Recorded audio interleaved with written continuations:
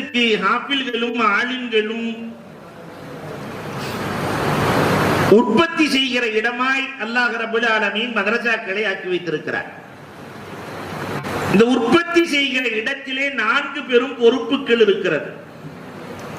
ஒரு ஆசிரியர் எப்படி இருக்க வேண்டும், பெற்றோர் எப்படி இருக்க வேண்டும், படிக்கிற மாணவன் எப்படி இருக்க வேண்டும், உதவி செய்கிற சமூகம் எப்படி இருக்க வேண்டும். இவர்களுக்கு அல்லாஹ் ரப்பல் ஆலமீன் கொடுக்கிற வெகுமதி என்ன? இந்த 4 சாரார்களை பற்றி ஒரு சில செய்திகளை உங்களோடு நான் பகிர்ந்து கொள்ள ஆசைப்படுகிறேன். எங்கிருந்து துவங்குவது என்று யோசிக்கிற போதுதான் கமாலுதீன் ஹஜ்ரத் அவர்கள் தன் ஆசிரியரில் இருந்து ஆரம்பித்தார்கள். அதிலிருந்தே நானும் துவங்குவது பொருத்தமாக இருக்கும் என்று நான் நினைக்கிறேன். ஆசிரியர் பணி என்பது உலகத்திலேயே சிறந்த பணி.